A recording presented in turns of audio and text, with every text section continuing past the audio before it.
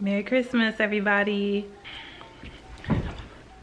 Okay, thought I'd do an informal video talking about my last year and a half since I finished residency, kind of giving an update about that. And I got my hair done, so I was like, I should probably make a video while my hair is done. I have been doing kind of updates. I think I did a 1 year after residency video, and maybe I'll put a picture here or something of that video. And I was talking about my feelings then, and so this is about 6 months after that. And I will say that I have learned quite a bit about what I like and what I don't like. I have made some changes. I cut down my hours. I was working, I felt like a little bit too much for me, and so I cut down my hours. And of course with that it comes less income, but I just felt like I needed time to figure out what exactly I want to do. That's been okay, and I'm still just trying to figure things out and figuring out what's the best schedule for me and all of that. I will say it does feel like I'm in a groove now. Like things kind of come more naturally and more just like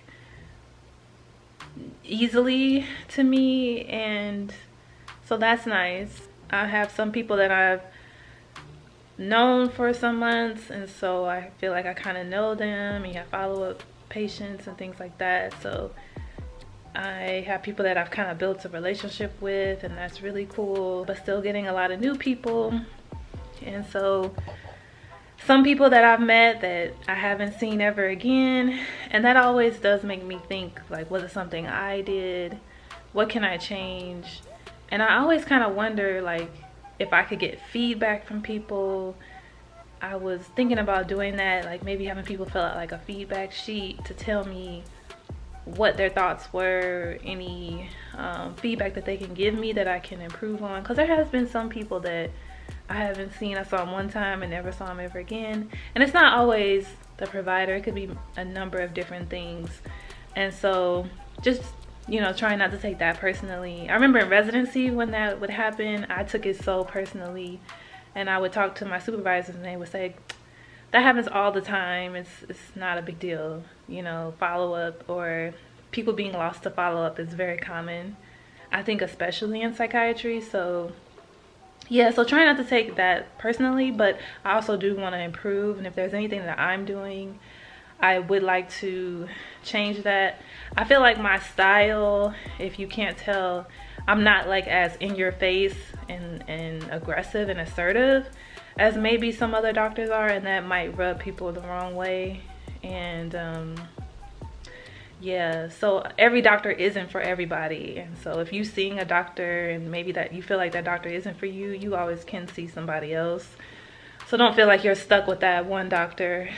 But yeah, just trying to really hone in on my style and the way that I practice and keeping my confidence up. I think back on people saying that that first year is the hardest year, and I would say probably the hardest thing was just finding your style, and you're still learning things as you go, and just not feeling like you know everything, but then also reminding yourself that you do know something. So not feeling like overly confident, but then not feeling underconfident, you know. So you still have to learn, but there's also a lot of things that you do know, and kind of reminding yourself of that. So that's what I think I've learned from the first year, because there has been some humbling moments where you realize, oh wow, I need to refresh my memory, or I need to go learn about that. I've never heard of that before in my life. But yeah, it's been a lot of learning experiences, pushing yourself, realizing that medicine is a business in America. Like, you're an employee. Like, if you work for a clinic, it just reminds you that you're an employee. They can make, you know, certain stipulations on how you do certain things and that type of thing, because I always thought as a doctor you would be more autonomous, but I guess that's just more so private practice. But I feel like I have been pretty respected, like where I work, like for the most part. They say that psychiatrists are in such high demand, and so people really do value you because there aren't a lot of psychiatrists.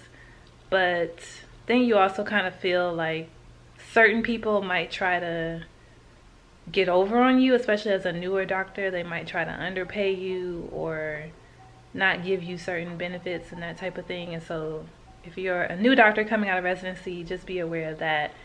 I would recommend having a lawyer look over your contract and just pay the money, and it could save you a huge headache. Like, I watched that movie The Firm the other day, and it was about this lawyer who was just graduating from Harvard Law School, and there was this firm that recruited him, and they gave him the highest salary, and they really wanted him. And it was starring Tom Cruise, and he went to work for this firm, but it turned out, well, I don't want to ruin the movie, but it turned out to be like a horrible situation that he got himself into, and literally he could not get out of it. And so I was just like watching that movie, like that was a horror movie for me. Like, that was a nightmare to be associated with something and literally you can't leave.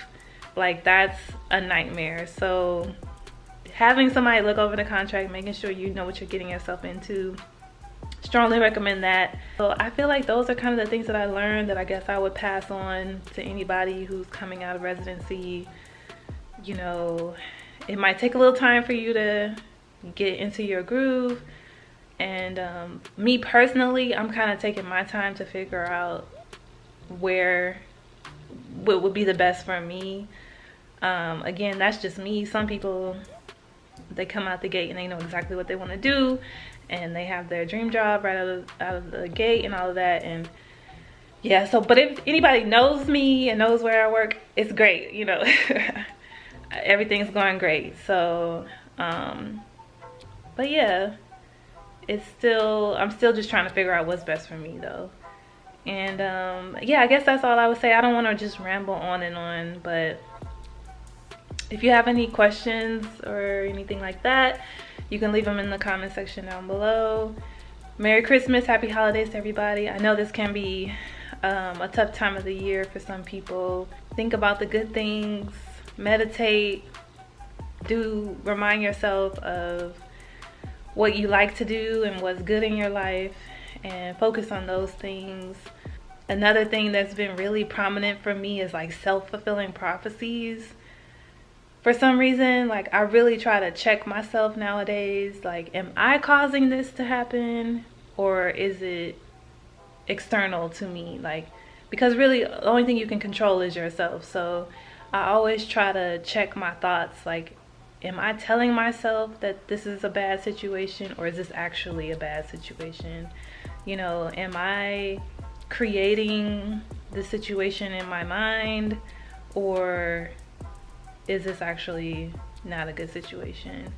Because basically a self-fulfilling prophecy is just, you think something bad is going to happen, and so then you end up acting in a way that leads to it actually happening. Like, an example would be, like, I've talked about this in some of my other videos, but so an example would be, you go to a party and you think that nobody will like you and that you won't get along with anybody, and so you go to the party mad. You walk in, you're already mad, and you look mad, you look upset, and so then people end up not talking to you because you look really mean and you don't look welcoming. So then it ends up being a bad time because you came into it with the wrong mindset. So just trying to check myself on that and my mindset, and making sure that I'm trying to be as positive as I can and not go into things, you know, fortune telling and thinking that I know it's going to happen already, and thinking that it's going to be bad already, and trying to think of the most positive or the best outcome. That's also another thing that I've been doing. Instead of, you know, like, sometimes when you think about what's going to happen, you think about automatically like the worst case scenario.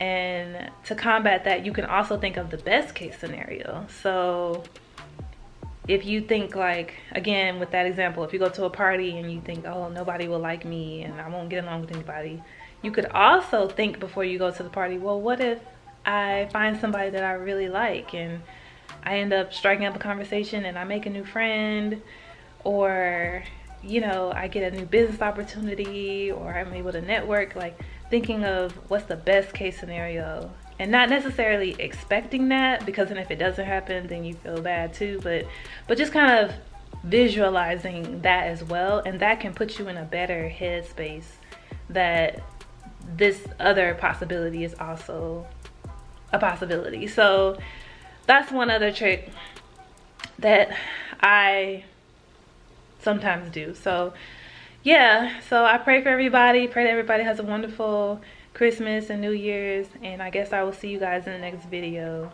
All right, peace.